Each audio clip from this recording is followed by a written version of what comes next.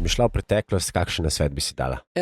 Tako, ko jaz razmišljam o naših pričetkih, ne vem, če bi še enkrat, če bi vedela, kaj me čaka, in to bo velikokrat res pri podjetnikih. Ta napredek, ki smo ga dobili s tem, to je, mislim, če bi kdo povedal nam, ne, pred 20 leti, ne, kaj bi rekli? Da to nemogoče, ne? Ja. Da se to ne bo zgodilo, ne? Ja. In pogledajte, kaj se dogaja.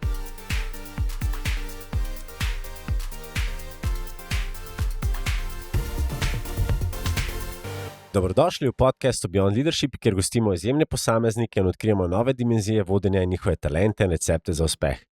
Z mano je danes ena zelo posebna mlada dama, tako da lepo pozdravljena, Jasna. Lep pozdrav. Zdaj, preden gremo pokukati v tvojo uspešno zgodbo, v tvoje izjemne izkušnje, bi te jaz rad našim poslušalcem malo predstavil. Tako da Jasna Dominko Baloh, ustanoviteljica, direktorica in lastnica poslovne skupine Doba, ki jo vsi poznamo. O tej zgodbi se bova danes tudi malo več dotaknila, bomo spoznali skupaj, kako je do te ideje prišla, ko si prišla. Pokukali bomo v zakulisje, kaj pomeni voditi tako veliko skupino, kako je danes v izobrazbi, koliko smo lahko inovativni in tako naprej. Zdaj, če se malo dotaknemo, si ustanoviteljica, lastnica in direktorica poslovne skupine Doba. Ti si vizionarka, nekako idejo in pa zgodbo si poštartala leta 1990. In dejansko si bila tudi ena izmed prvih, oziroma si bila prva na tem področju e-učenja oziroma online učenja, kar je v bistvu za tiste čase malo nepredstavljivo. Tudi danes se malo pogovarjamo in je to v bistvu nekaj zelo naprednega. Zdaj, če se malo dotaknemo se še v bistvu tvoje karierne, pa gremo počasi pa tudi po izobrazbi naprej. Si diplomantka Filozofske fakultete Univerze v Ljubljani. In si univerzitetna diplomirana profesorica pedagogike in psihologije. Wow, the best. Cool. Dejva se dotakniti še ene zadeve, in sicer si prejemnica gospodarskega Oskarja, kar je zelo pomembno, in tudi zelo velika nagrada GZS, se pravi Gospodarske zbornice Slovenije. In ta nagrada je bila za izjemne gospodarske in podjetniške dosežke. In si Večerova gospodarstvenica Štajerske. Poleg profesionalnih dosežkov se v prostem času ukvarjaš s slikanjem, imaš zelo poseben oziroma izbran, bova rekla, okus za glasbo in rad raziskuješ nove kulture in potuješ. Zdaj, preden greva pokukati v Dobo, ker mene zelo favorite smatra tudi moje poslušalce, jaz se razmerno začnem z vprašanjem, ko dobim tazga izjemnega gosta, tako kot si ti. Vsi danes živimo v nekem hitrem tempu, digitalizacija in tako naprej. Pa me zanima, ti, ki imaš več klobukov, ki jih nosiš, kako se organiziraš, kako izgleda tvoj delovnik? A se ti v nedeljo zvečer pripraviš, da se v teden, daj nam malo piš, kako ti uspeva? Ja, organiziranje dela, lastnega dela je pri vodji izjemno pomembno, in če se dobro organiziramo, je tudi stresa veliko manj. Zato je to ena izmed ključnih veščin vsakega zaposlenega in tudi vsakega vodje. Jaz si planiram teden praviloma za prihodnji teden v petkih. Ko se konča delovnik petek, si pogledam cilje prihodnjega tedna, opredelim prioritete, katere so, kaj je potrebno narediti, fiksne sestanke planiram in to vpišemo v eno orodje intranet, ki ga imamo na Dobi, in predvsem je ključno, da si človek postavi prioritete in da se fokusira na ključne stvari, ker malenkosti tako in tako priletijo še zraven. Jaz se veliko ukvarjam tudi sama z obvladovanjem časa, in ker je to ključno, in zelo pomembno je, da se res organiziramo. To nam zmanjša stres.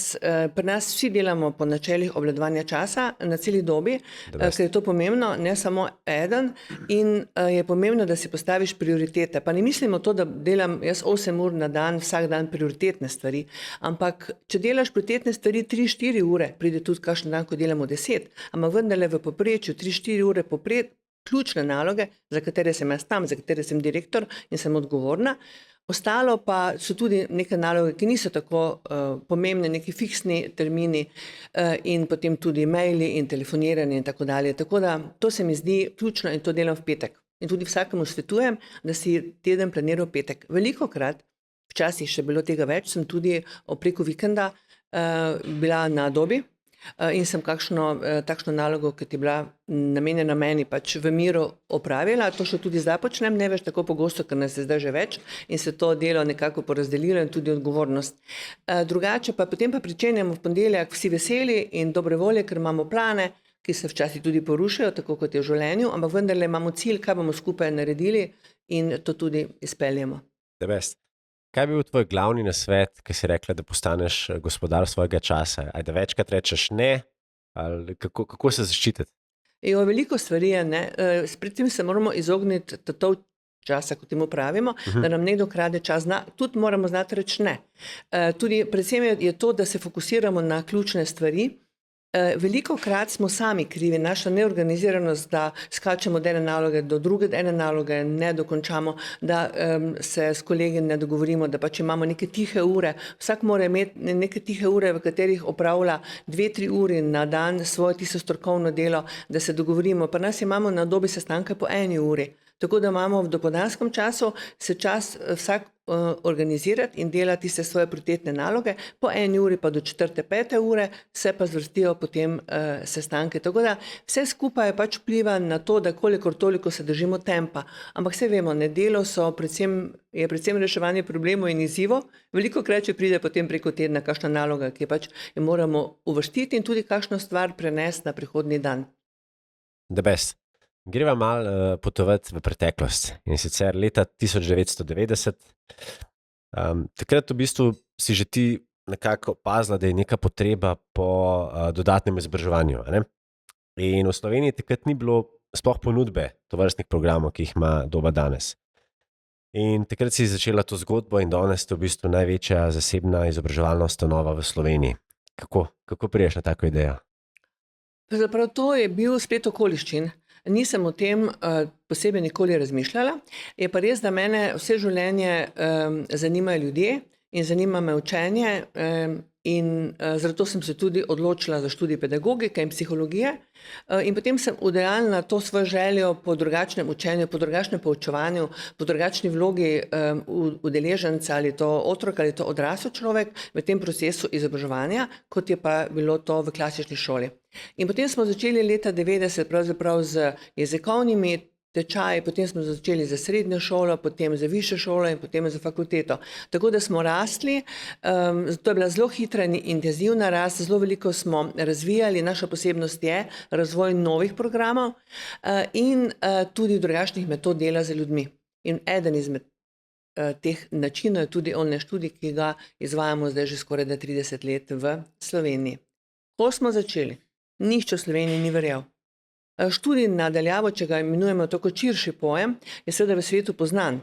Včasih je bilo to dopisno izobraževanje, smo temu rekli. Profesor je sedel v mestu, pa sta si pisala študent in profesor in sta odgovarjali na vprašanje. Potem pa razvojem tehnologije, digitalizacija seveda to preneslo v eno okolje drugačno, ki seveda je tudi hiter razvoj na tem področju in se je mogoče ta online študij. Zdaj, ker mi smo zmeraj ustanova, ki nas izzivi vlečejo in ko v Sloveniji tega ni bilo in ko smo pričeli razmišljati in tudi na ministrstvu to povedali, da bomo v akreditirane programe izvajali z online, so rekli, no ja, se to pa v Sloveniji najbrž ne bo prav šlo, ker smo drugačni Slovenci in skratka ni bilo nobene podpore. So spodbujali na polno? Ne, ni v Sloveniji tega ni za pričakovati, ampak smo vendarle pričeli, imeli smo 30 vpisanih prvo leto, zdaj imamo preko 2000 vsako leto vpisanih študentov. Vrhunsko. Dajva se vtakniti, se pravi doba fakulteta ima v bistvu 5 dodiplomskih, 5 podiplomskih in pa doktorski program. 2000 študentov na leto, 16 profesorjev, 150 mentorjev iz 46 držav, iz celega sveta študirajo online. Wow, nor dosežek. Mene je zmer fasciniralo, ljudje dostikrat, ki se pogovarjamo, pa malo pojamramo šolski sistem, je mogoče malo bi se mogel obnoviti, je mogoče malo pretečen. Kakšen je tvoj pogled, glede na to, da si uspešno postavila dobo fakulteto, da skozi razvijate nove programe, ste inovativni, a lahko sploh kaj naredimo v takem šolskem sistemu, kakšne spremembe? Ja, veliko lahko naredimo. Najprej, da te dopolnim. Mi imamo 16 zaposlenih učiteljev, 100%, imamo z nami pa sodeluje 100 visokošolskih učiteljev. Eni so pogodbeno, eni so tudi delno pri nas zaposleni. Zaradi raznovrstnosti programov si želimo ljudi iz prakse, ker naši študentje so v glavnem zaposleni. In seveda oni pričakujejo, da bodo se na fakulteti naučili reševati probleme. Super. In samo profesori, ki imajo samo eno teoretično akademsko kariero, si naši študentje ne želijo, ampak želijo, da na praktičnih primerih se naučijo tudi probleme reševati v svojem okolju. Ja, zdaj pa greva k izobraževanju. Jaz sem zagovornik drugačnega položaja učenca oziroma študenta v tem procesu izobraževalnem, predvsem v smislu, da so aktivni v tem procesu, ne pa pasivni poslušalci. In če se mi pogovarjamo o tem, bova najbrž tudi še kakšno rekla o prihodnosti, o tem, kaj bodo mladi in kaj bodo tudi v prihodnosti, kaj bo potrebno, kakšno znanje in kompetence.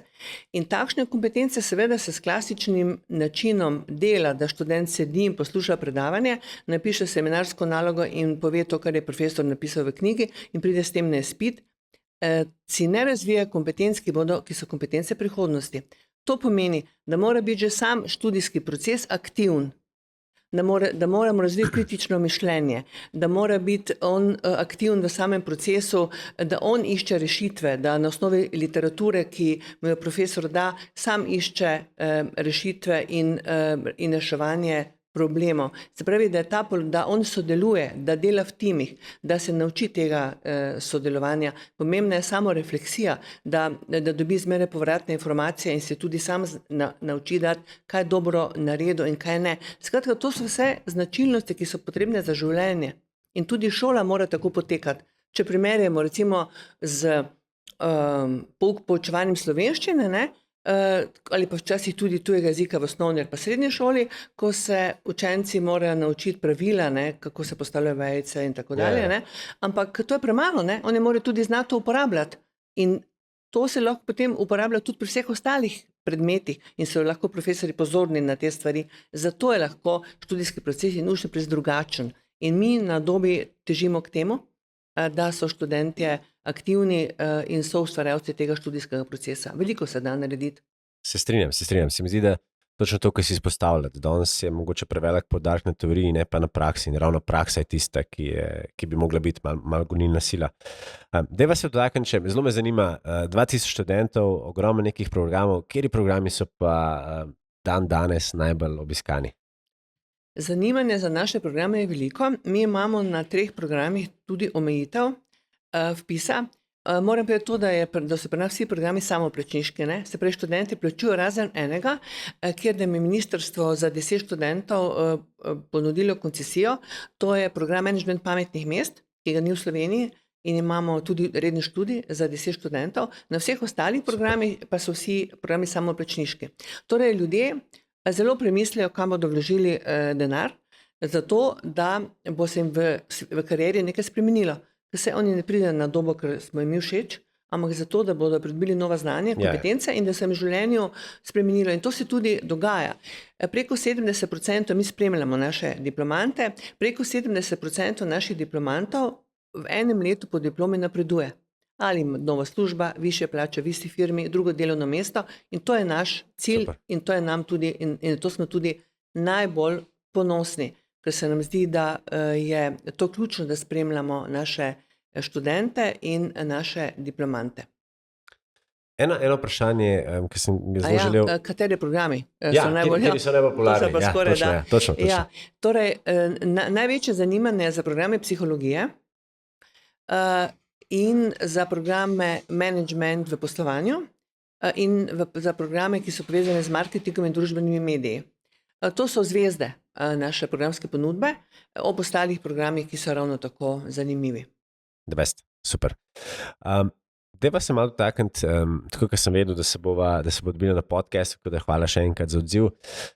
Se mi je porajalo eno vprašanje in sicer, tudi jaz imam hčerko, ki hodi v osnovno šolo, stara je 13 in zelo zanimiv primer. Se pravi, imeli so pa angleščini nekaj esej za napisati in zdaj absolutno imamo danes že ogromno orodij.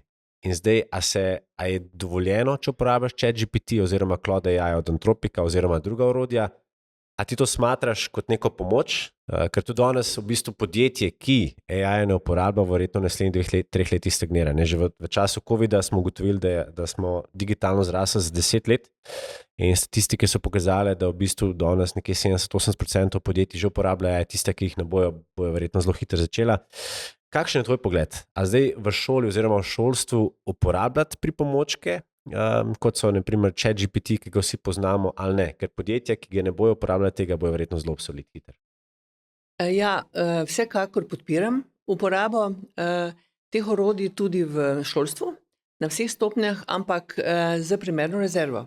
To pomeni, da seveda moramo vedeti, kaj je izdelek študenta ali učenca, in on si pa pri tem končnem izdelku lahko pomaga z vrsto podatki, ki jih seveda pridobiš takoj. To je tako krasna stvar recimo za analize, za raziskave, ki so bile na nekem področju narejene, za neke številke, ki lahko pomaga to učencu in študentom, da potem samostojno dalje kreirajo neko temo. Ampak moramo pa seveda vedeti, da niso ti izdelki študentov ali početi izključno delo četa. Mi imamo, zato smo pripravili tudi navodila za študente in za profesorje, kako usmerjati študente, kako jih podpirati, da to uporabljajo, ker s tem veliko časa lahko pridobimo in se posvetimo vsebinskim stvarem. Seveda pa to ne pomeni, da stvarske naloge piše čet, ker se pa to da seveda tudi že tudi ugotoviti in študente morajo tudi to navesti. Pri plagiarizmu smo mi zelo, zelo natančni in tudi na tem področju je pa v pomoč, kot sem povedala, in to zelo podpiram. Super. Se strinjam, je pa res, da absolutno mora biti v pomoč, ne pa da je to Ja, in to je nova vloga potuha. učitelja. No, tudi vsi učitelji morajo to znati uporabljati, ne? In vedeti, kje so pasti. Tako kot je pri družbenih medijih, ko pravimo, da je potrebno naučiti mlade, ne? To kritičnost, ne? Vsako informacijo, ki jo prebere, da ni vendarle resnična. In to je tudi proces, ki se mora v šoli že pričeti, ampak tudi učitelji morajo to poznati, da bodo lahko usmerjali in pomagali otrokom, mlajšim ali starejšim pri iskanju pravih informacij in pa pri tem, da bodo kritični do tega, kar preberejo, ker vse seveda še daleč ni res, kar se piše. Absolutno, absolutno. Tudi ChatGPT in Claude se je dokazal, da ima ta halucinacije, ne se temu reče. Ja. Tako da ja, absolutno. Dajva se malo dotakniti še enkrat. 1990 začenjaš izjemno zgodbo in potem tekom v bistvu naslednjih let zgodba raste do danes 2100 študentov in tako naprej. Glede na to, da se danes pogovarjamo tudi malo o vodenju, se pravi o leadershipu, me zanima, kako se je tvoja rola oziroma tvoja vloga tekom tvoje kariere, ko je doba fakulteta rasla, spreminjala, kako bi sama sebe opisala. Če rečeva, na začetku bila mogoče malo bolj avtokrat, pa potem z izkušnjami rataš bolj demokrat oziroma bolj nek avtentični vodja. Tako, malo me zanima, malo moram provocirati. Ja, veliko sem se v tem času učila. Veliko sem bila na raznih izobraževanjih z področja vodenja in sem se spremenila, ne po celoti. Zdaj, jaz sem po naravi zelo ciljno usmerjena in vem, kako je potrebno kakšno stvar doseči in sem zelo stroga do sebe in tudi do drugih. In takšna sem tudi ostala. Takšna sem bila in takšna tudi sem, ker se mi zdi, da vodja mora imeti cilj, ki ga zna tudi uresničiti, ker pomembni so samo rezultati, tudi pri ljudeh, s katerimi dela. Zdaj, pomembno pa je v tej fazi poteka samih aktivnosti, motivacija, pomoč, podpora ljudem od izobraževanja dalje, da lahko te cilje dosežemo. Drugače sem jaz po naravi človek, ki bolj sem inovator in razvojnik, tako da sem se mogla v tem procesu vodenja dobe zelo veliko naučiti tudi sistematičnosti in samo organiziranja, ker recimo jaz v nekem trenutku sproščenem, lahko 15 idej imam, ki jih potem tudi znam speljati ali pa znam tudi navdušiti druge, zato ker jaz sama še zdaleč ne morem vsega izpeljati, kar se pa nas dela.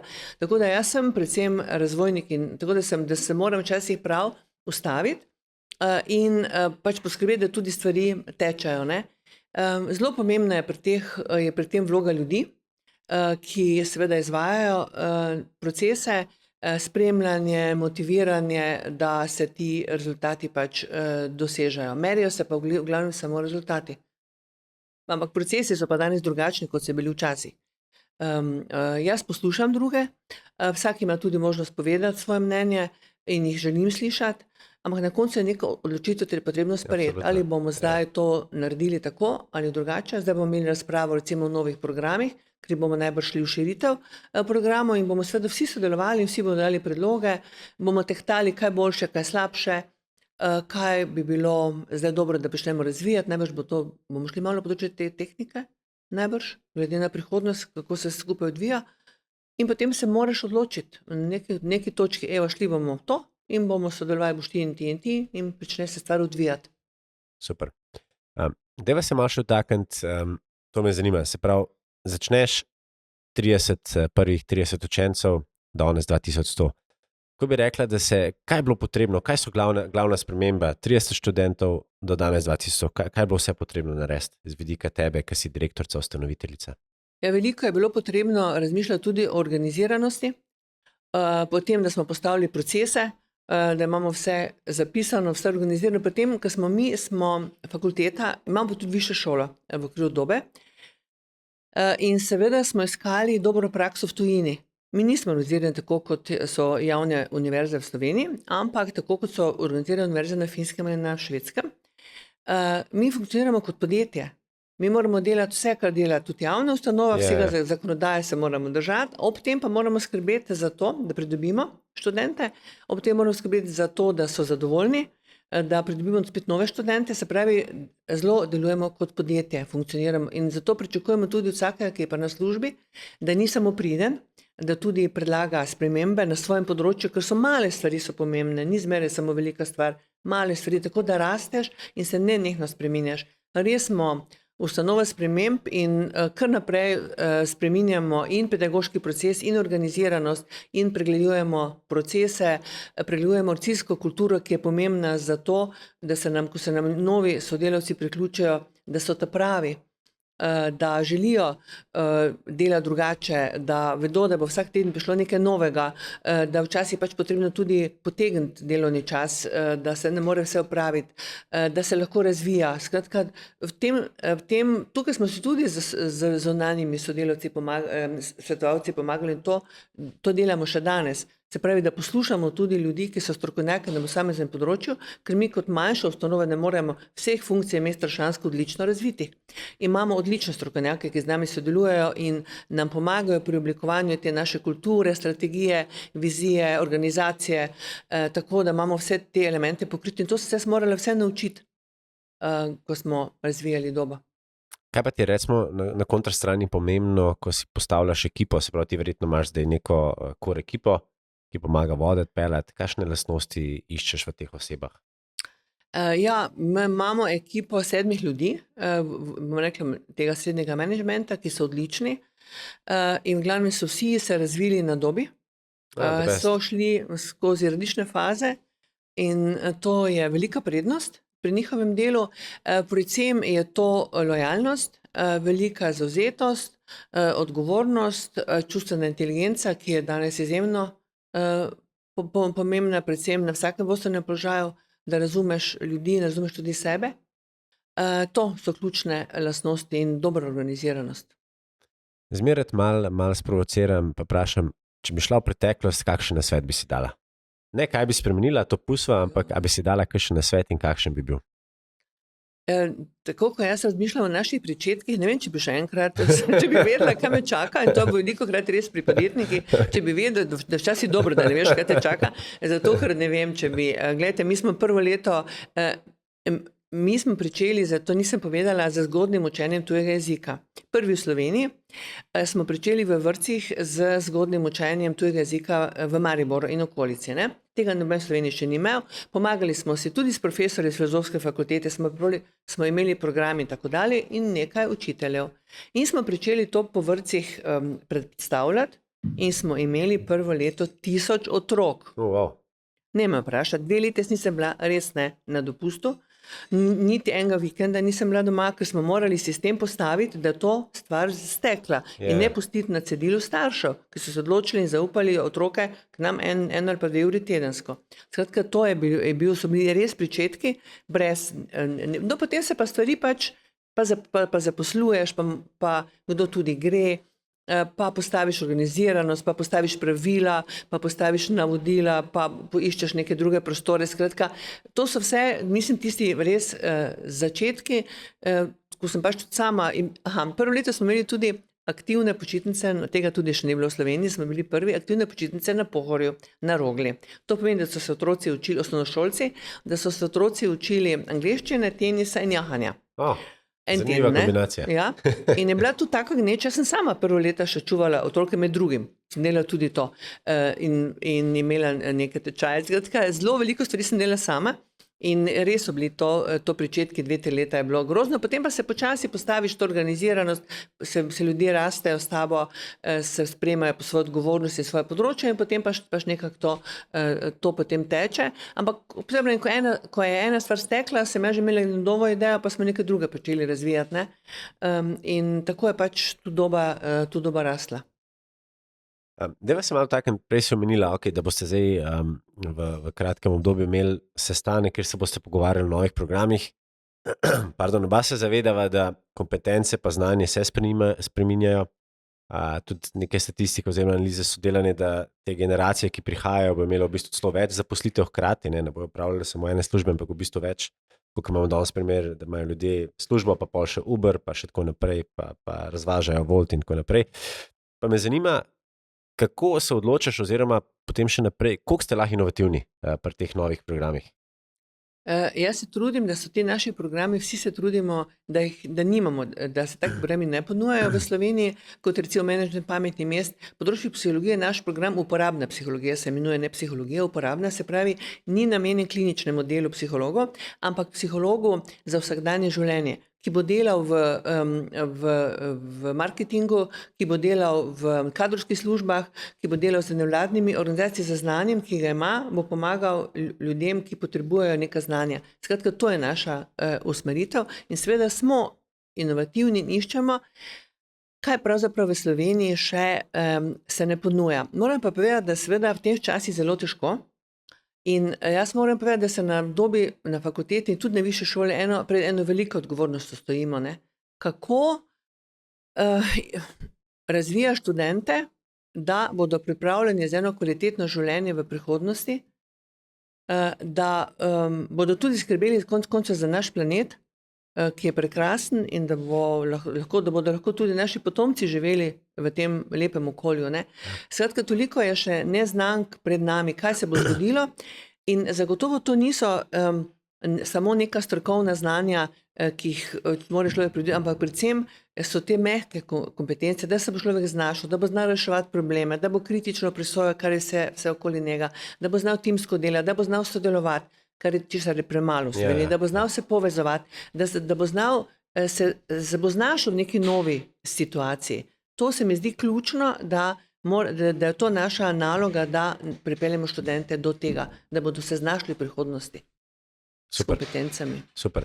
Koliko ste pa lahko inovativni, a ponovadi tudi pogledate, ne vem, kakšni so trendi, bom rekel, konkurenčnih univerz, oziroma pogledate tujino, kam gre svet? Zagotovo. Ko se odločamo o novih nekih razvojnih možnostih, pogledamo trende, kaj se dogaja v svetu, v Evropi, tudi izven Evrope, pogledamo okolje, v katerem delamo in živimo, ki ni tako zelo prijazno do zasebnih ustanov, ampak vse skupaj pač moramo znati oceniti, ne? Se pravi naše resurse, ki jih imamo, okolje, v katerem delamo, kakšni so trendi in potem o tem skupaj razmišljamo. Doslej so bile naše odločitve prave, se pa je tudi zgodilo, da niso bile kdaj prave, se nam je tudi kdaj mogoče nekoliko zalomilo, ampak tega nismo imeli kot tragedijo, ampak kot nek izziv in kot neka izkušnja, da bomo mogoče pa prihodnje drugače.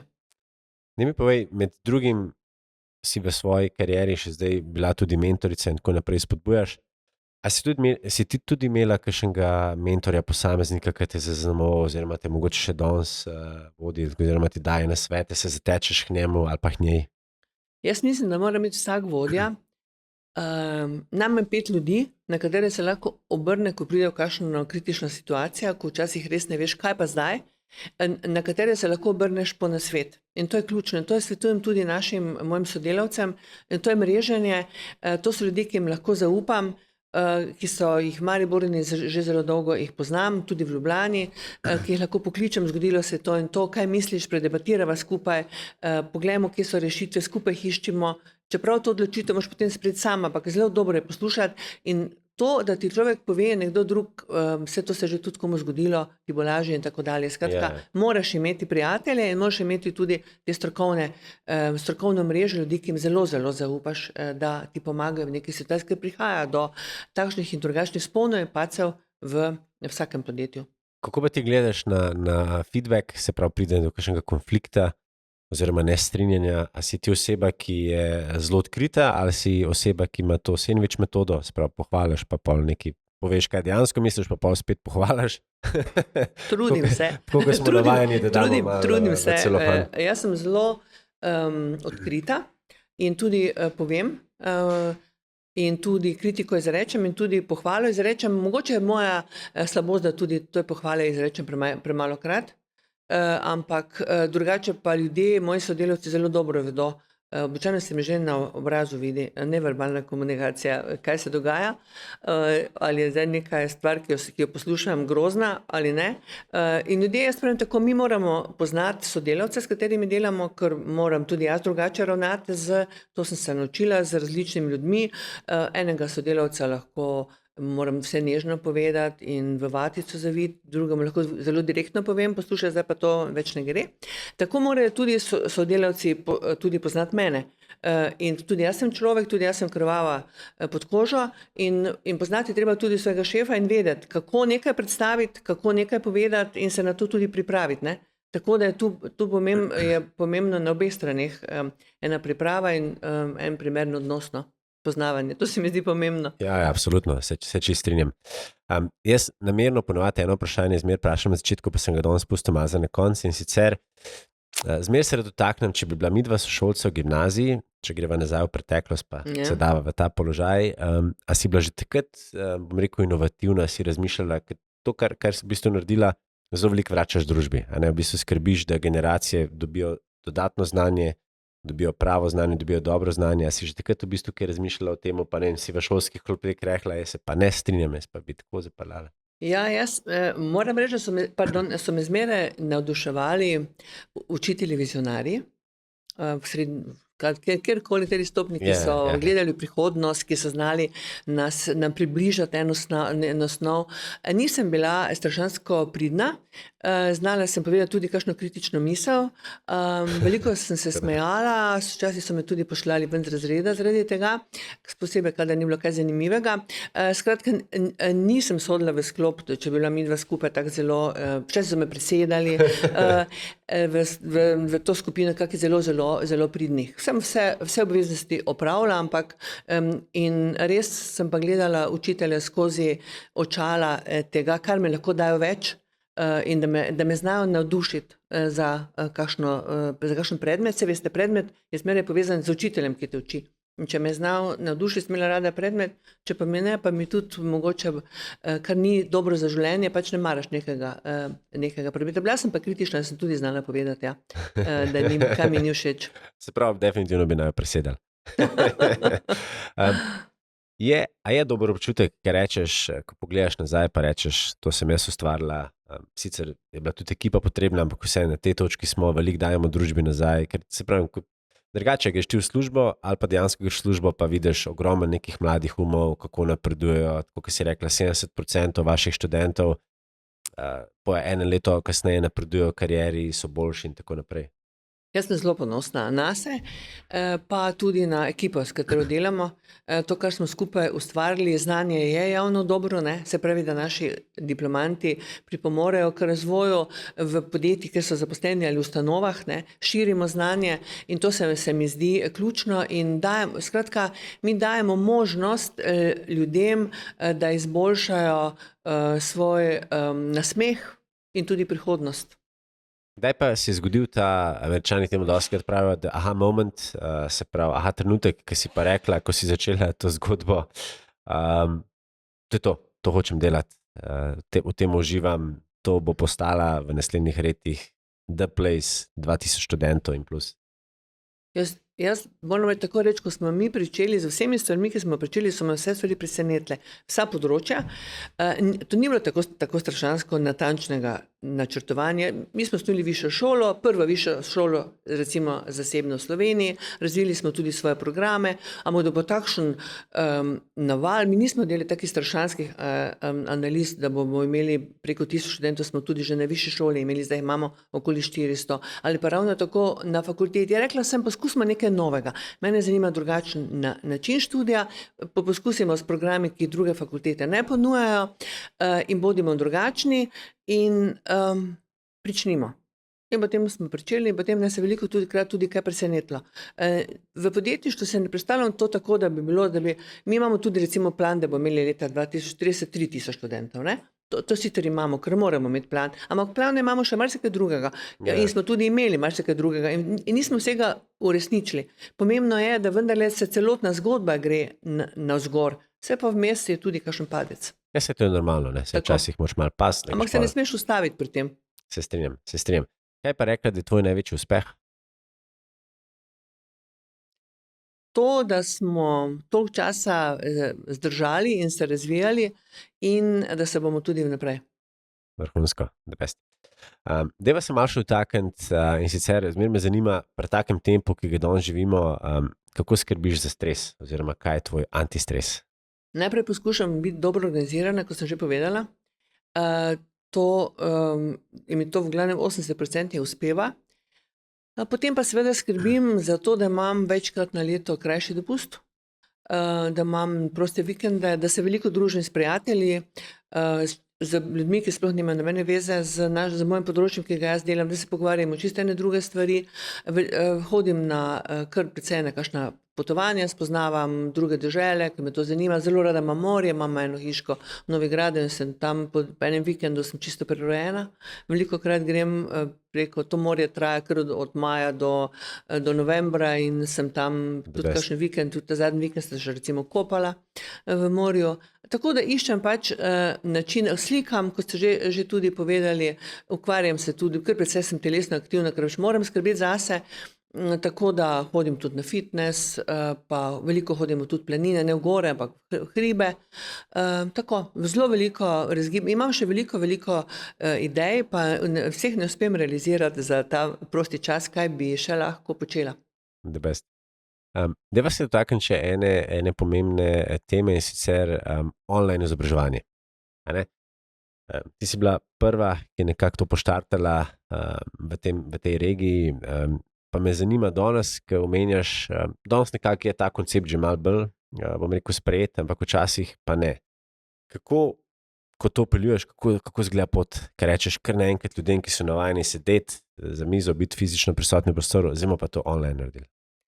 Mi, ko smo se odločili za to, da bomo to izvajali, smo seveda pogledali dobre prakse v tujini in smo se odločili za model, ker modelov je veliko in so različni, za model, ki je pač primeren za Slovenijo. Slovenci smo malo specifični in seveda mi se zelo trudimo, da ljudem pred vpisom, da se seznanijo s tem, kako to teče, da niso potem razočarani ali presenečeni. Imamo recimo, temu se reče promo predmet, ki je brezplačen v mesecu juniju in se lahko ljudje vključijo v ta predmet, opravljajo vse obveznosti in če ga uspešno zaključi z izpitom, mu tudi te točke ECTS-ja štejemo potem pri vključitvi, pri vpisu v program. In to je zelo pomembno, da ljudje spoznajo, kako to teče, ker se ne predstavljajo. Pa imamo recimo, mi imamo promo predmet tudi na naši spletni strani, imamo svetovalce, ki svetujemo, kako to teče. Imamo veliko študentov in diplomantov, ki so zaključili, ki tudi povedo, ampak še zmeraj si ljudje točno ne predstavljajo, kako ta online študij teče, še zmeraj mislijo, še zmeraj napišejo, no kdaj pa mi lahko dobim urnike predavanj. Tega pa nas ni. Pri nas predavanj ni. So samo interaktivni webinarji, kjer so priključeni vsi študentje in pač to poteka zelo interaktivno. Zato tudi dobijo naši študenti datume, kdaj ti webinarji so. Sicer je pa to organizirano tako, da predmet poteka za predmetom. Se pravi, ukvarjajo se samo z eno vsebino.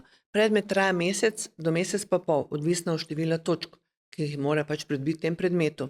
Študijsko leto, to je tudi ena pomembna stvar, je pri nas ni od oktobra konca maja, ampak je od oktobra do septembra. Samo poleti imamo 3 tedne recimo prosto.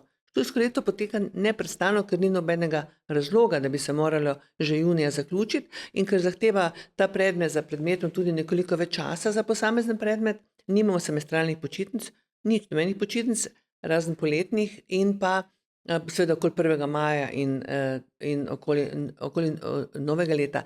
Študent dobi pri vsakem predmetu ob začetku predmeta v Blackboardu, ki ga uporabljamo, to je orodje, ki ga uporablja veliko univerz v svetu, navodila za ta predmet. Pozdravi ga profesor z posnetkom, pove, kakšni so cilji predmeta, katero gradivo bo uporabljal, in študent dobi tedenske aktivnosti. Se pravi, študent mora vsak teden opraviti določene aktivnosti, ki se mu tudi štejejo v končno oceno. Se pravi, če mora opraviti v prvem tednu, bom rekla kot primer, prebrati 30 strani enega gradiva, na osnovi tega gradiva morajo za drugimi študenti v timu pripraviti projektno nalogo, iskati rešitve in jo mora do ponedeljka oddati. In ta projektna naloga se potem, vse te stvari, ki se štejejo potem pri končni oceni, in končni izpit ima v povprečju 20 ali pa še to ne, ali pa manj kot 20% vloge pri oceni. Se pravi, mi spodbujamo, da so praktično delajo, da so aktivni ves čas, lahko pa seveda v tem tednu razporedi sam čas. On sicer mora oddati nalogo v ponedeljek, ampak bo zdaj to nalogo delal po noči ali zjutraj ali v nedeljo, pa nas ne zanima. To je ta fleksibilnost, ki omogoča. S tem online študijem se tudi dostopnost izobraževanja veča, ker seveda nikoli pa ne bo online študij nadomestil klasičnega načina študija, čeprav smo v koroni videli, da se je marsikaj naredilo na vseh zavodih, ki se je pač moralo, na vseh šolah. Tako da je pomembno, ključno je sodelovanje med ljudmi. Sistem je zelo spremljan. Ko mi pogledamo Blackboard, za vsake študente mi vidimo, da se uči v 2 ponoči, da je preštudiral 25 strani. Skratka, to je zelo spremljan sistem. Vse lahko spremljajo. Ta učna analitika omogoča, mi vemo vse o študentu, kaj je počel, kdaj je počel, in imamo online mentorje, ki pa vsak dan preklika. Online mentor ima 30 študentov in on svojo skupino spremlja. To pomeni, da pogleda, če je odnadal, če se je prijavil, recimo veliko je forumov, ki se izmenjujejo mnenja, veliko je teh oblik sodelovanja. Če ni študenta, ga pokliče, kje si, zakaj se ne vključiš, Tako da je to ena spremljava in motivacija, ko vsakemu pride tudi kakšen težek dan, pa ti nisi nekaj naredil, pač neke druge obveznosti. In če te nekdo spremlja in pokliče in motivira, to lažje izdelaš. In zato tudi nimamo osipa pri nas. Pri nas je osip mogoče 8 do 10%, zaradi nekih razlogov, ki se pač dogajajo ljudem v življenju, in zelo veliko število diplomantov. Imamo 70% vpisanih diplomira v enem letu po diplomi. To je izjemno dober rezultat, ki smo ponosni. Mi smo zato tu, da študente pripeljemo do diplome. To je naš ključen cilj. Mi smo zaradi študentov tukaj. Mi lahko pomagamo, učimo se ne namesto njih, ampak vendarle z vsem tem orodjem, ki jih imamo, Blackboard vključuje še razna druga orodja. Letos uvajamo recimo eno izmed pedagoških inovacij je to, da uvajamo orodje, ki bo omogočilo medvrstniško ocenjevanje. To pomeni, da bodo se študenti v timu med seboj ocenjevali. Super. In to bo ključno. To je pomembno za delo potem, ko ti greš v službo, da se lahko tudi primerja z drugim in da veš, skratka, take stvari mi uvajamo vsako leto in zdaj uvajamo ravno novo orodje za medvrstniško ocenjevanje. Je veliko timskega dela, ne? Ja, zelo veliko. V glavnem, to ni individualni študij. Individualni študij je samo v času, ko moraš neko gradivo preštudirati, drugače pa je to sodelovalni študij in interaktivni študij z drugimi. Fizično se študentje vidijo prvič na podelitvi diplom, in so zelo veseli, ker seveda so njihove fotografije objavljene, tudi ko delajo v timu, se med seboj vidijo, da ta tehnologija omogoča ogromno stvari. In potem rečejo, to si pa ti, pa si malo drugačen, kot sem jaz mislila, kot si na fotografiji recimo, ali pa mislil. Ja, in so zelo veseli, ko se vidijo na podelitvi vsako leto. Dajva se dotakniti še v bistvu tega tvojega osebnega življenja malo. In sicer jaz sem te prosil, da mi odgovoriš na par vprašanj, pa bi rad, da še to malo predebatirava. In sicer prosil sem te, da mi zapišeš najljubši citat in si zapisala tega. Kdor hoče, temu ni nič težko, kdor noče, je vse težko. Točno tako. Ja, to je tudi ena velika motivacija za delo z sodelavci in tudi za študente. Ker če si že vnaprej rečeš, ne, to pa ne gre, te pa tega pa ne bom, pa tudi tega ne boš nikoli naredil. Se pravi, moramo si želeti ta želja, potem, da nekaj uresničimo, je seveda ključna. In velikokrat mora iz tebe izhajati. Ker tisto moram, ne, tisto je že zadnja faza, zdaj pa moram. Ne. Ta notranja motivacija je izjemno pomembna. To so ljudje, jaz zelo veliko dam na psihološke pogodbe, bolj kot pa na pogodbe, ki imamo podpisano z vsakim, ker jo pač moramo imeti. Ne. Se pravi, zakaj je en človek pri nas zaposlen? Zaradi tega, ker si je to želel, ker želi še kaj dodati k našemu razvoju, ker je pripravljen narediti nekaj več.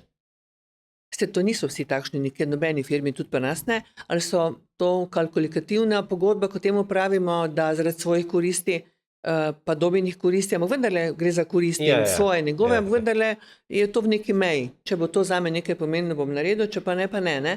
Zato, to je zelo pomembno, da imam jaz, da vem, kakšni so ljudje in kaj so pripravljeni narediti. 30-40% pa mora biti tistih ključnih ljudi, ki se res identificirajo z podjetjem, ki vemo, da so pripravljeni skoči zdaj recimo časopisa.